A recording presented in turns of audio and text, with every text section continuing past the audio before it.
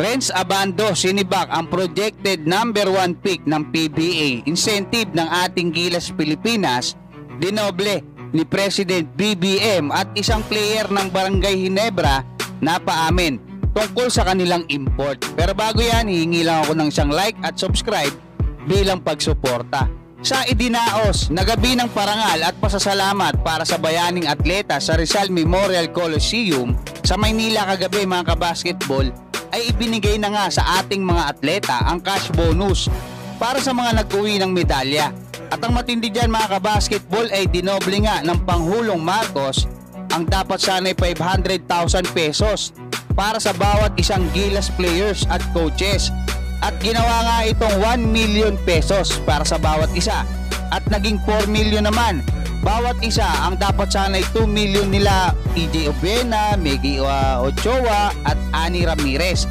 Sarap niyan mga kabasketball, nakapag-uwi ka na ng karangalan para sa bansa, may cash bonus ka pa. At bukod nga dyan mga kabasketball ay nangako din na magbibigay ang Philippine Sports Committee o POC ng 1 million pesos na dagdag para sa mga atletang nakapag-uwi ng gintong medalya. Kaya madadagdagan pa mga kabasketball ng 1 million pesos yung matatanggap ng ating Gilas Pilipinas. Sa naging interview naman kay Christian Stan Hardinger mga kabasketball, patungkol nga sa kanilang magiging import ngayong season dyan nga sa Barangay Ginebra, ay sinabi nitong alam niya na kung sino talaga ang kanilang import. At hindi nga daw ito si Reynaldo Balkman mga kabasketball. So malinaw yan, hindi si Reynaldo Balkman yung kanilang import. Pero ayaw muna niyang sabihin. Siyempre no, dahil hindi naman sa kanya, wala siyang karapatan na pangalanan niya. Siyempre ginagalang niya yung mga nakakataas sa kanya. Hindi para sa kanya yung mag-announce dyan mga kabasketball. Kaya ako naiintindihan ko itong si Christian.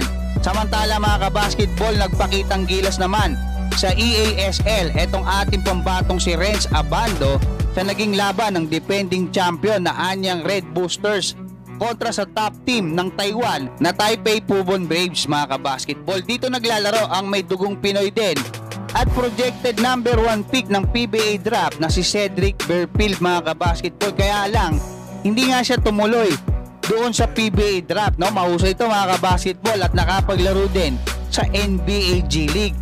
Maagang nag-init ang ating pambatong si Renz Abando at nakasungkit ka agad ng 8 points at meron pa siyang isang block sa pagtatapos ng first quarter, 31-17. Tambak ang kalaban at lumobo pa ito ng 20 points sa pagtatapos ng first half, 60-40. Mahusay din ang ipinakita ni Cedric Berfield mga kabasketball. Buwat-buwat niya ang kanyang kupunan pero hirap talaga silang manalo dito nga sa kupunan ni Renz Abando kasi defending champion yan at magkakakilala na talaga sila, no? Nagtapos ang third quarter 77-63 at hindi na nga pinahabol ng Anyang Red Boosters etong Taipei Pubon Braves hanggang sa matapos ang laban at nakapagtala etong ating pambatong si Renz Abando ng 17 points, 7 rebounds, 7 out of 12 yung kanyang field goal shooting. Yung isa pa nating pambato mga kabasketball na si Dwight Ramos ay na-feature naman dito nga sa Everyone's Game Tip-Off campaign ng NBA. Big time to mga kabasketball kasi nga kasama niya dyan syempre yung mga NBA players. Dyan sa advertisement na yan syempre pang NBA yan eh.